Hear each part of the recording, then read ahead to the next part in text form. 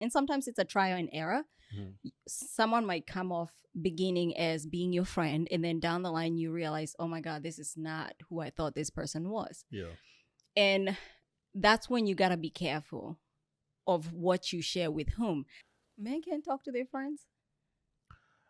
What do men talk about? In a comment section. I swear to God, if I had to say,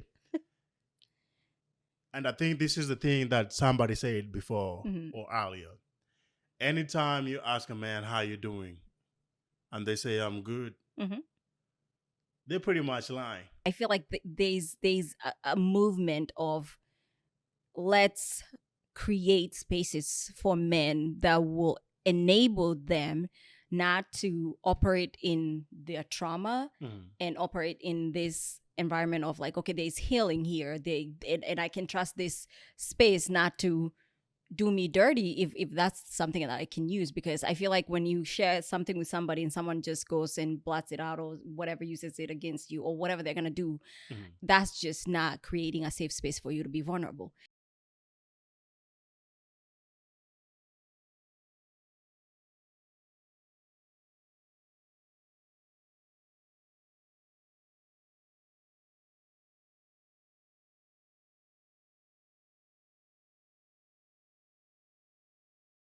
Good. All right. So, what do you think about the Men's Mental Health Awareness Month? Honestly, I think it's about time we had a mm, men's mental health awareness month. I It's mean, it's been there, but do you think it's recognized though? I don't think so. Um, and if I'm being completely honest, I didn't think there was a men's mental. I'm being honest.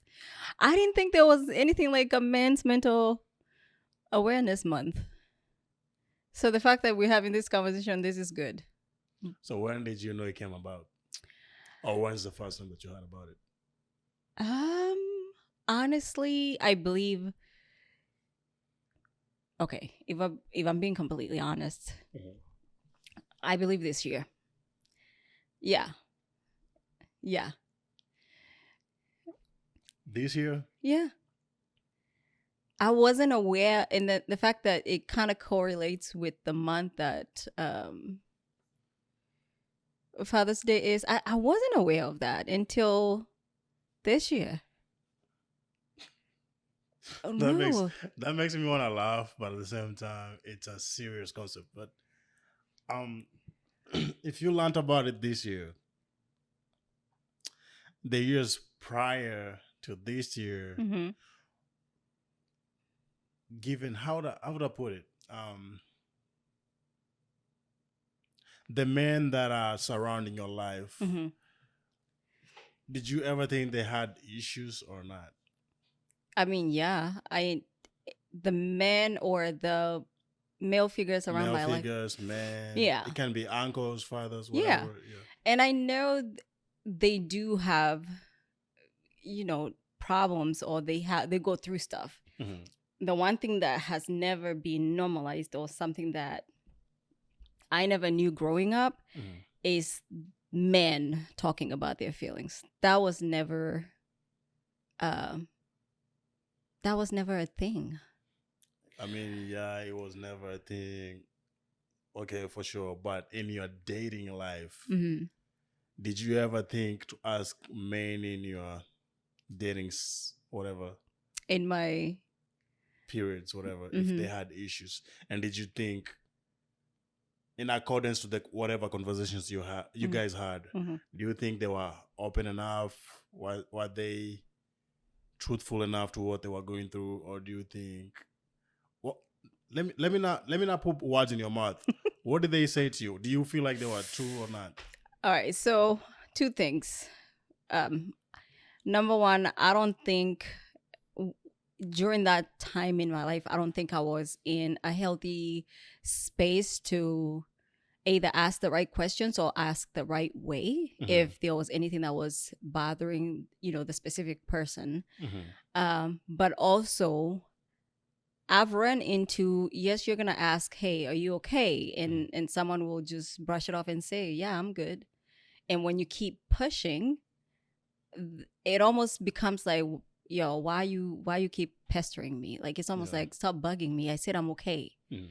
So, and I always say it always comes down to what I have to say. Maybe it's my approach or how I said it, Mhm. but I never, like, to answer your question, I don't think I considered it like asking the men in my life, like, hey, are you okay? Are you going through stuff? It's day to day, and then you see someone's energy is off, and you're like, yo, what's up? Something is off. And then it also depends with the tonality or what's happening at that particular moment. Now, if I came with the wrong tone, I don't think anybody would converse with me. Mhm. But I also think there was that the not the barrier, but I don't know if what do we call it? Not a stigma or a stereotype. I mean, if you're not, if growing up you don't know how to do a thing, if let's say you've grown up knowing not to talk about your emotions, you're not Mhm. gonna magically in your 30s or when you grow not be able to express yourself very fluently in a manner where your partner is gonna be like, oh my gosh, I didn't know you were going through that. If all along growing up since you were a little kid, you've always been told, hey, men don't talk about their emotions. I mean, how you gonna know how to express yourself? And then when a woman in your life asks you, like, are you okay? You don't know what to say. So it's both. I did ask, but probably didn't ask the right way. But I mean, you've brought up a point. You've brought up a point of not learning how to speak, but at the same time, with this continuous learning, because they mhm. say life is a learning thing, whatever, it Yeah. never ends for sure. Mm-hmm. It doesn't mean you've reached your prime of learning. There's other things you gotta learn about for sure. And as a matter of fact, like the thing you've said about men being told, be tough, whatever, uh, men don't talk enough. I don't think we are given that space. Yeah. We are not given that space to be vulnerable. Yeah. Because at the same time, the dating scene is different. True. Being vulnerable doesn't mean you'll be vulnerable to everybody. Mm-hmm. Being vulnerable, you can be vulnerable to somebody you're close with, pretty much somebody you're dating, Mm-hmm. probably your wife, probably your Mm-hmm. husband. Mm-hmm. And being vulnerable is not easy either. Yeah. Because at the same time, you have to watch what you're saying Mm-hmm. and how you're saying it. But the Oh. fear for men mostly is, even if you're given that space to be vulnerable, Mm-hmm.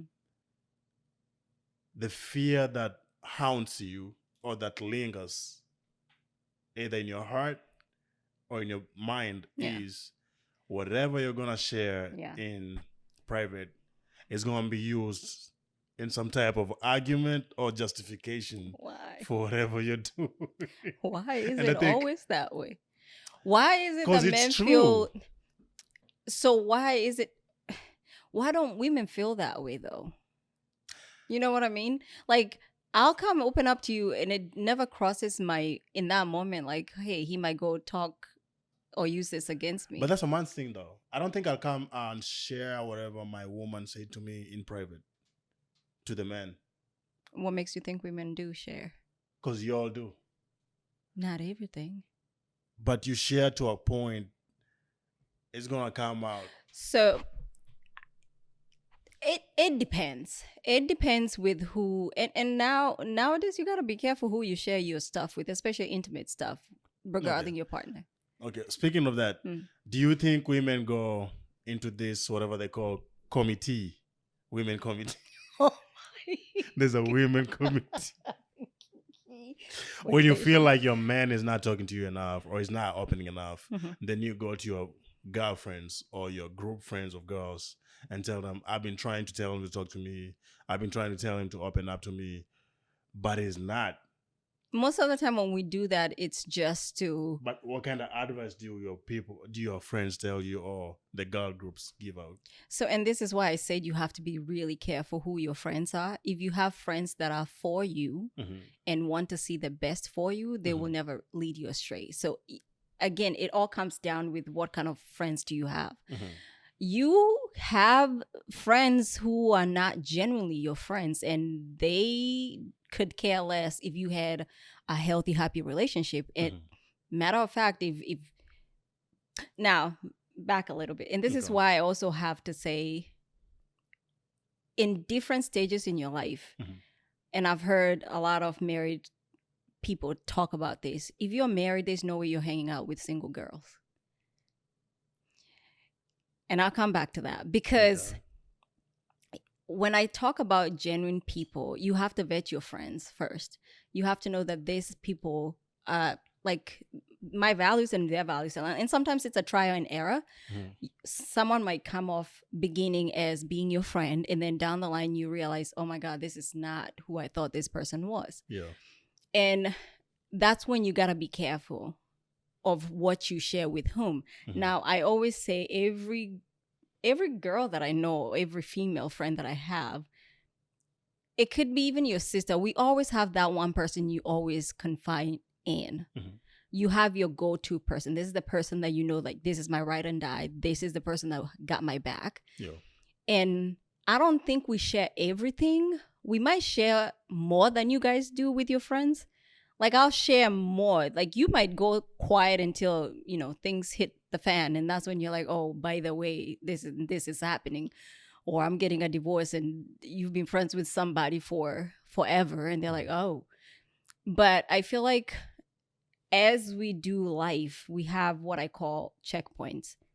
Now, if I have a friend who has a healthy and successful relationship in my eyes, and maybe I'm struggling in a certain area and I trust this person, I'm definitely going to ask. Now, sometimes you have to have the discernment, is what I call, because you can't just go blah, blah, blah, everything. Mhm. Because at the end of the day, they always say, I don't know if my mom say this or somebody, you don't tell intimate business to other people because I or your person might forgive you, but my But the friends, community the cannot because of what they know. community will not forgive you. They'll always be thinking like, oh my God, this guy did X, Y, and Z, and they're always And carrying that's this and that's a animosity. good point. That's a good point because I've heard it from somebody else too. They said, Matters of the bedroom or something.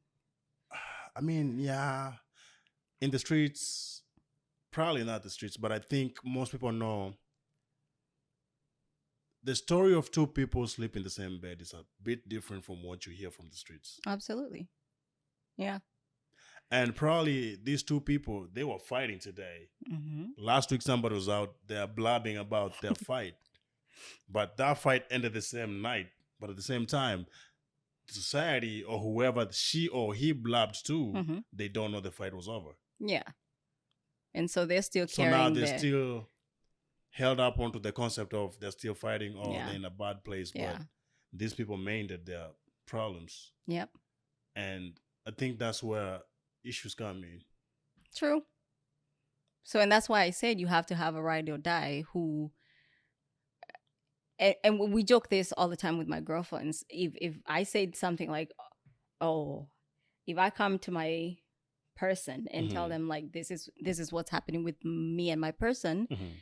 and they're gonna, and I tell people find a friend where they don't pacify you. What that means is like they're not always going with whatever. Mhm. They cancel you or they give you advice with love, but they're not going to pacify. When I say pacify, they will call you out for your I call it bologna sandwich. I Mhm. want to curse. Mhm. But find you a friend that can tell you to your face like, hey, this was not right. This is not how you went about this. Yeah. And this is why I even say this previous statement, depending on what space you are in your life when it comes to either relationship or family or whatever business wise, you always have to look for people who are doing better than you are in that area. This is why I'm like, if you're dating and trying to get married, you Mhm. cannot be taking advice from single people because they're in a different space in their life. Mhm. Try to find people who've been dating, who are going through this or are married, because I think they will have a better Mhm. outlook on what you're going through. But it's trial and error. Not saying that you're always gonna get it right. I mean, there's always no right, but there's always room for correction and room for growth True. for sure. Yeah. And we've spoken so much, and I think it's digging too much into relationships. Yeah. Not to put it in a bad way, but I think mostly relationships are at the standards that understand the atmosphere for physique, emotionalness, and awareness of who's next to them. But I also So having spoken about this in relationship wise, whatever, how is the man's mental health being taken care of? Like, is it, what's the word? Is it acknowledged? the mental healthness awareness or the mental health for men? Is it There's acknowledged? awareness. It's the mental health is still there. Yeah, it's yeah. there. It's just the awareness, acknowledgement. Is it acknowledged? I think it's starting to get acknowledgement. And I feel like 10 years ago, I don't think we celebrated men the way we do today, which to me, that's progress because, you know, it was all, I mean, for the longest, it's always been about women and nobody talks about, you know, men. Yeah. And there is a conscious effort to make sure that, you know, men are doing okay because, I mean, men are necessary. Yeah. And if you're not doing okay mentally, everything else is not going to be okay. So the awareness, I believe, is we're getting there. We're not there yet. Because, I mean, ultimately, even if there's the awareness, even if we talk about it, or even if we create spaces where men can, you know, talk about their emotions and be okay talking about that, the specific men have to be comfortable enough and vulnerable enough to want to talk about those things. Because if, like you're saying, if you don't feel safe to share whatever you're going through with whomever, you're never going to talk about it, no matter how much awareness we create. So creating those environments where men feel safe enough to be vulnerable in that way, I think that's where the big work is. And that's the good point. Environments. Awareness is always going to be there for sure. Yeah. But it's just the environment of acceptance. Yeah. Instead of judgment. Somebody accepting to listen to you before they judge you. Yeah. Or somebody listening to you before they judge you and use whatever you said against you. Yeah. And that's the fear that most men hold, though. But that fear cannot go away until, how to put it?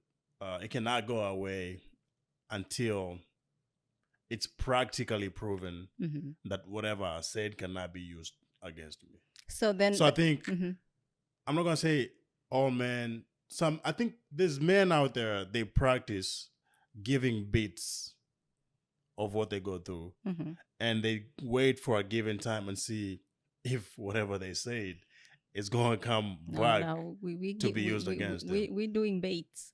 That's baiting. But that's the thing. For women, it's easy. For women, it's easy. Y'all got support from every kind of, how do I call it? From every angle, y'all got help. Y'all can talk to your friends for sure. Y'all can talk to your mom for sure. Y'all can talk for your dad for sure. Men can't talk to their friends? What do men talk about? In a comment section, I swear to God, if I had to say, and I think this is the thing that somebody said before or earlier. Anytime you ask a man, how you doing? And they say, I'm good. They're pretty much lying. Yeah. Yeah, they pretty much lying. So, but if you had to sit down for sure, and I think I'm not trying to use this in ratio aspect, but I think white people, not all white people, but what I've seen though, I've seen, white people, the country people, when they drink beer and they sitting outside in a bonfire or something, they talk about their stuff. So black people don't? Black people, it's not easy. It's not easy. Why is that though? It comes with trauma too. It's trauma. It's not a laughing matter. It's a trauma thing. It's a trauma thing. I know, but so I want because Mhm. Our parents, if you say something is disturbing you, they'll use that against you. Be like, stop being a bitch. Be a man. You're like, dang. I just went through something, but I felt the need of sharing and I thought somebody could help me, but now it's not gonna So help me. there's a point that you said that's really important. Uh-huh. Trauma. But I believe like healing when it comes to trauma is not linear. It's something that you can consistently do, Mhm. and you don't have to be trauma free to be able to, like you were saying, share. I think the one thing that we are lacking in our community is, one, we know growing up, and it doesn't matter because, you know, whether you're from here, the diaspora, whatever you're from, Mhm. I think in our community, and I say this is changing now. I feel like there's a movement of, let's create spaces for men that will enable them not to operate in their trauma Mhm. and operate in this environment of like, okay, there's healing here. And I can trust this space not to do me dirty if that's something that I can use. Because I feel like when you share something with somebody and someone just goes and blots it out or whatever, uses it against you or whatever they're gonna do, Mhm. that's just not creating a safe space for you to be vulnerable. But the idea of, I feel like what you said is, it's almost like you're testing to see, you know, I opened up about this, um whatever I was going through, Mhm. and there was no retaliation or there was no backlash or there was no conversation in the street about what I told you, Mhm. and then you try something different. But what happens when that trust is broken for whatever reason? Does this specific person go back to where they were? Or I guess what I'm trying to understand is, um Is it the part of betrayal or what? I mean, there's trauma, yes, but Not trauma, betrayal. betrayal. Yeah. Yeah, there's Trying to that. confide in somebody Because I and then mean, somebody human blabs beings are about it. human. They're always Yeah. gonna be human beings. Human beings are, you know, we do stuff, and sometimes Sure. they say we hurt the people that we hurt the most are the people we say we love. Mhm.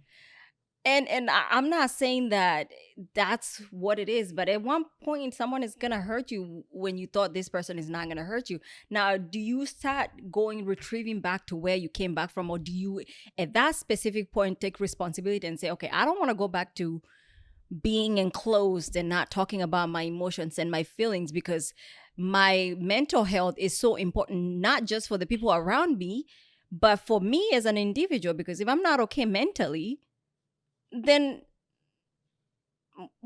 what's up with that? And that's what I'm trying to get at, because at a specific point you have to kind of take charge of your trauma and be like, okay, I know I've been through this and this hurt, but then you can't close up yourself forever in that manner because this happened to you. Exactly. So that's why when somebody shares a bit of something, Mm-hmm. probably they went through a different scenario before. Yeah. How? Okay, let me use an example. Let's say if I dated somebody Yeah. who I didn't trust the first time, Mm-hmm. the next time if I get somebody, Mm-hmm. now I'm gonna have issues with trust. Absolutely. But if they give me that environment, Mm-hmm. they prove to me that I can trust them. Mm-hmm. It doesn't mean that I'm gonna pour everything. I'm gonna give you bits by bits to see how you handle it or how we're gonna grow with it. Mm-hmm. So if it gets to a point where I learn that whatever I told you, like let's say roughly 2 months ago or 3 months ago, I'm starting to hear about it in the streets. So that proves to me I'm not gonna tell you a lot. I already told you enough. I don't need to tell you a lot though. But if we go for a whole year, Mm-hmm. I haven't had nothing in the streets Mm-hmm. or nothing just used against me, Mm-hmm. then I'm in a comfort place to Mhm. share my feelings Mhm. and what I'm going through. Mm-hmm. Because now I can count on my partner and be like, okay, I know they can't screw me over. But if somebody came from an environment where their past was used against them, Mm-hmm. in the next one, they won't trust as much. Mm-hmm. Not even a bit. Yeah. That's why it takes longer for somebody to build a trust in the next one. Yeah. Like Mhm. they say, everybody comes with a baggage. With every relationship you go through, you're carrying a baggage Mhm. to the next. Mhm. Yeah. So depending on how you how you call this, depending on how the next person allows you Mm-hmm. to unweigh your luggage, Mhm. it depends on how you're gonna move to the next step. But let's say you have 2, 3, 4 relationships Mhm. with the same issues of no trust. Mhm. The fifth, the sixth, they're gonna suffer. Then the question becomes, because I feel like that's moving in a selfish way. It's not. It is. It's a defense mechanism because now I know. It's a defense mechanism, and it's doing both you and the person you're in the relationship with injustice, because number one, you're not only holding back who you are entirely, because when you're doing this whole, it's almost like very not manipulative, very strategic. And I don't feel love needs to be strategic. If you love somebody, you give your all. Love is love. Love is love. Communicating struggles is the issue.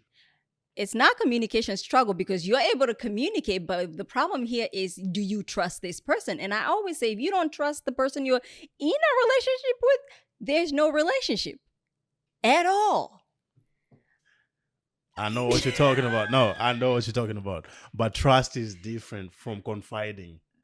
No, No. I can it's trust not you enough to different. know I can tell you something. But I cannot confide in you enough to know you're gonna hold it for a long time. So let me ask you a question. What if your person that you confide in, give them the little, in my opinion, breadcrumbs, because you're like, oh, let me see if they're gonna do. First of all, You That's- cannot give trust in breadcrumbs. but that's what you're I saying. can confide in you in breadcrumbs. Well, what is that though? If you're just confiding in me in little bits, that means you don't Confiding trust me. is coming at the lowest moments. Talk to you what I'm going through. Like let's say, with the economy right now, Mhm. if somebody comes to you, be honest, be like, hey, life is kicking my butt. I'm not gonna lie about it. So Okay. this is what I'm struggling with, whatever, A, B, C, Yeah. D. Yeah. But in realistic standards of men, Yeah. men are supposed to be providers. So you already know from your back burner, a man is going to be a provider. So that's but what. if they confide in you and tell you, I'm struggling in this, you're supposed to stand there and be like, okay, we're going through the same thing in the economy. Probably that's what he felt he should share. Okay, let me take it. But that's not trust. Trust is if they explain something to you, be like, okay, I'm going through this right now. Yeah. Are you going to trust them long enough to know at the end of the day they're going to pick up? Trust takes longer. Confiding. No, you're talking about two different things, and I'll bring both into the conversation. Okay. Because bottom line is, and I feel like this is where when you first get in a relation, and I think this is where the source of a lot of men's mental health issues is coming, or sources from, because men men are known to be providers, and society has made that provision to look different. And this is what I always tell people: you as a person, and you with your person have to sit down and define what our relationship looks like, or what does that look like for us, because it cannot be the same as the next person. No. And seldom does it look like what the society is painting a picture of what a man should be. Now, I always say provision for a man is not just the financial aspect, but that's what kind of magnified everywhere. Like, oh, if he's not doing this, if he's not tricking you, if he's not buying you all of these gifts. But the other thing is, I always talk about partnership. And I believe marriage is just that. And I think somebody, I don't know if it was Kerry Washington, There's something that she said the other day that really struck home with me. And I think she said her and her husband, what one thing they don't do is, we don't do tit for tat. I'm not doing for you so you can do for me. I'm not gonna do X, Y, and Z with the expectation of, oh, next time he's gonna do this for me. What she said is, I'm pouring into this relationship. So you view your marriage or your relationship as a bank where you're depositing, whether that's emotionally depositing, spiritually depositing, whatever you're depositing in it. That way, when one of you needs whatever it's been deposited in this relationship, they're able to pull from it. And sometimes I'm going to show up 100% and you're going to have 0. And it's my turn at that particular moment to carry the 100 while you try to get your other one. There's no 50-50 in marriage. I don't think in any partnership. It is just having those tough conversations at the beginning, which is what a lot of people don't do. And I've been that girl where it's all butterflies and fluff, and you get together with this person, your values don't align, and it's not always gonna be pretty. Life be lifing sometimes. And if you don't have those tough conversations of like, how does this look like, or how are we gonna handle this situation when we get through here? So I don't believe it's like what you're saying. Trust. When you start a relationship, you both choose to trust each other, because at that point, when the relationship is brand new, neither one of you has done anything, or maybe you haven't discovered something that could mess that trust. So I'm choosing to trust, like, whatever you tell me, you're telling me the truth, and I can trust that this is whatever you say is what you mean. There's no hidden agenda or whatever. That's what I feel like most relationships begin.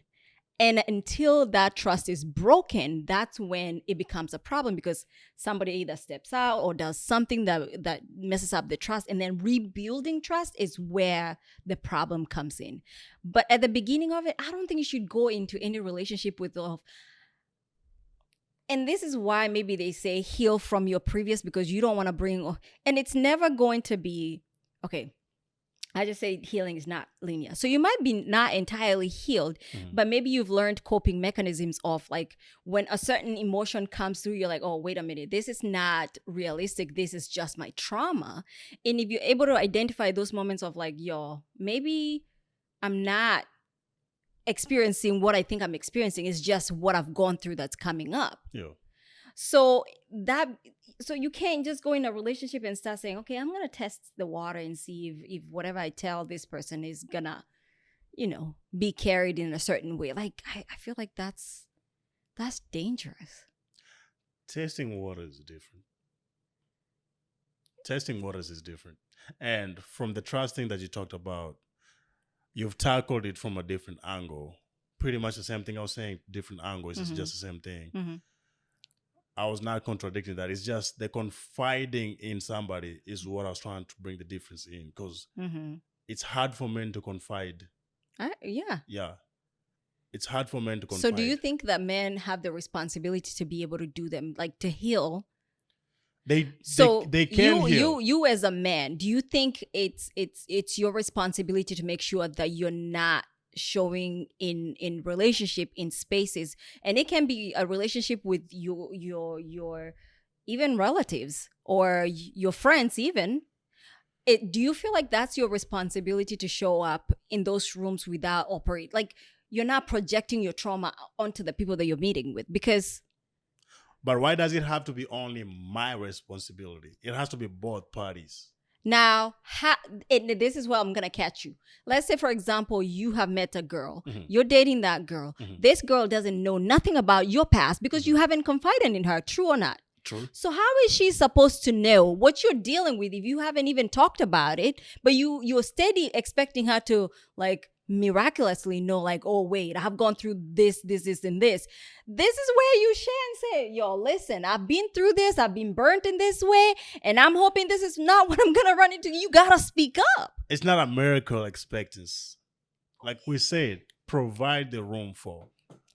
I believe every woman to begin a relationship provides a healthy environment. You'll be surprised. All right, I'm listening. You'll be surprised. Do tell. Not every we got woman time. Okay, let me use an example. Okay. In this day and age, Yeah. I'm gonna get some backlash from this. In this day and age, the dating scene. What's the first thing that people ask each other on a date? I don't know. It's gonna be basic stuff, touching bases. Do you know how to cook? Oh, you asked that on the Uh, first date? Not even the first date. It can be the first week of knowing each other. What do you cook best? What do you know how to cook? As a man, do you know about cars? Can you fix stuff? That's what people are asking each other, not Not like really. I think I've heard about women not your asking favorite about, color. No, What do you like to do on your we are past on your that. We are past what? that. Oh No. Lord. What is your color gonna do to me? I don't think most people start with the hard, tough conversation. That's not tough. I think in the first probably So 2 what weeks if, to 1 month. So let me ask you a question. What if a woman say they don't know how to cook? It's a bit of a turn off for sure.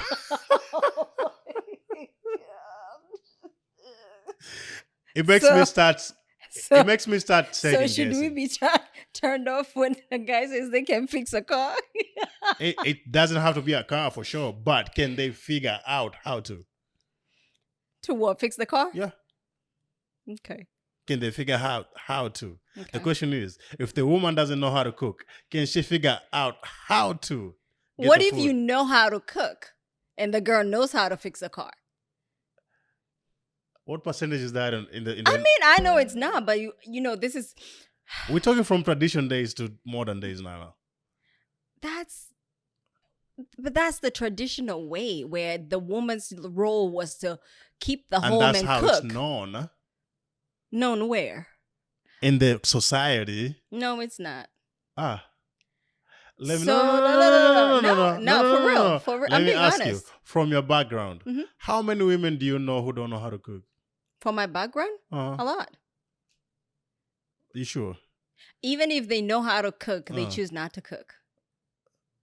I know a lot of people who don't know how to cook. Choosing not to cook is different from not knowing how to cook. I know a lot You of can people. know how to cook and be like, I don't I want to do, cook. I know. Let's just work and get money. Oh, and I eat." know people who don't know how to cook. Women in my culture. Yes. I don't know nobody. I'm not gonna say I know. Nope, I know nobody. So unless you're talking about a certain age group, that's different. But talking about any woman, of course I got friends who don't know how to cook. Millennials and Gen Zs are getting the same caliber bracket thing. Most of those don't know how to cook. Exactly. They're getting there. But a good number of millennials know how to cook though. Not all of them, though. I didn't say all, I say a good number. Sure. Exactly. Yeah. So in the dating scene, if I step in, at the same time, what do women come in? If you come to a date and you know, damn, he's not any kind of security, or damn, he cannot protect me in any kind of way, Mhm. or he don't act like a guy for sure. Do you think you run through the dating stages with this guy, like from the So and start to the end? no, and that's what I said. You have to know your values and what's important for you. Same thing for men. So if I come, like I said, we establish that mostly in the first week to the third week, probably, or the month. Mm-hmm. Because in the text messages, we go and talk about what do you know how to cook.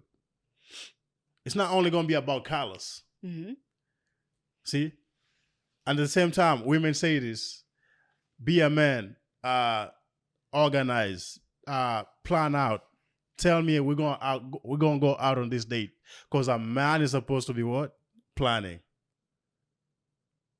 and the woman is supposed to be what? A woman is supposed. I'm waiting for Following through. With what? A woman is your second. Even the Bible says a woman is your second.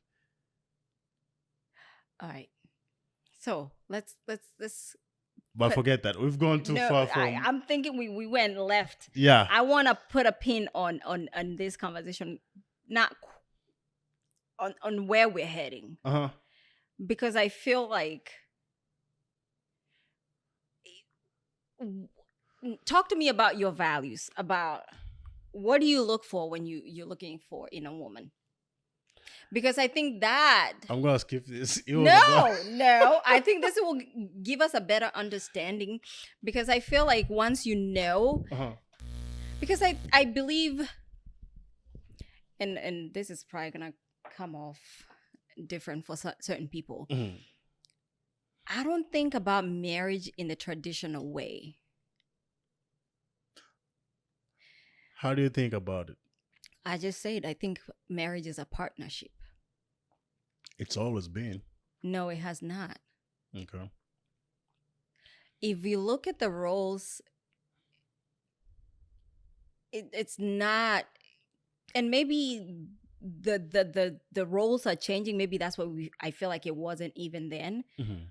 Maybe it was even then during that time, because the traditional way, like, and I didn't grow up in a traditional home Mhm.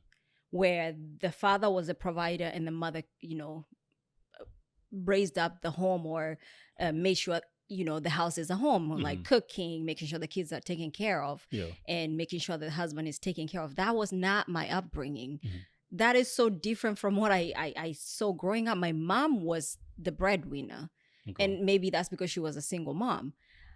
But even right now, there's so many women in the workforce. Mhm. There's men both in the workforce. So it's not just men as providers. And I think maybe that's why I'm saying, like, I don't view marriage as what it used to be, because I feel like roles have changed. So it's a partnership purely in the sense of we have to do things as a unit, as a partner, because if I'm winning, my partner is winning by default. Mhm. And there are times when I'm not going to be winning and my partner is winning. That doesn't mean I'm not winning. Mhm. I'm going to hold my partner down while he does whatever he's good at, and vice versa. Yeah. So I don't view marriage or relationship as, oh, like, I'll be offended if someone asks me if I know how to cook. So if I didn't know how to cook, then automatically I'm not a candidate. Like, you're like, yo, I'm sorry, which is fine. We're entitled to what we like. Like, I'm not mad at somebody who's like expecting a woman to be able to cook. But then at the same time, if you expect me to cook every day, then you shouldn't expect me to go to work. So this is the thing. I don't think they disqualify you from cooking. It's just traditional based. What a good number of things can you do? So if we're talking traditional based, so if it's a traditional marriage, that means the wife should stay at home. True or not? I guess that's true. No. From your argument perspective, that's true. Yeah, because if a man But expects that's you not to cook, that's not what I'm passing through though. what are you trying to pass through? When we come to the dating scene, I'm trying to see, can you perform traditional Roles? roles? Can you? I can. I know that for sure. I'm okay if you can do those roles, expecting your wife to know how to do those roles. I'm okay with that. Exactly. That's what I'm saying. Knowing is different from somebody who doesn't know how to. So that makes you question and be like, okay, I think I'm gonna fall into a trouble when I get into this. Because they don't know how to cook. Yeah. Okay. Now you get my point? No. You don't. How come you don't get my point? Hold on. This is the thing. If we have a conversation, then you're conversing, asking questions, be like, hey, can you cook? Somebody tells you, I don't know how to cook. We're gonna have to go out. Economically, I'm gonna have to dig deeper into my pockets every goddamn now and Okay. then. So it makes you think twice. Forget that. Cooking put aside. How about we come to cleaning the house? Can you do that? Or are you lazy? Because I'm not going to say I'm not surprised. Nowadays, I've seen women who throw clothes left, right, center, and they can't clean.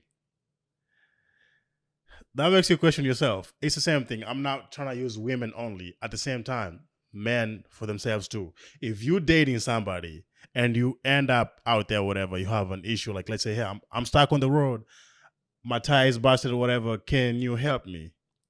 Then somebody tells you, I don't know nothing about it. What you gonna think about it? About the man not being able to help you? Mm-hmm.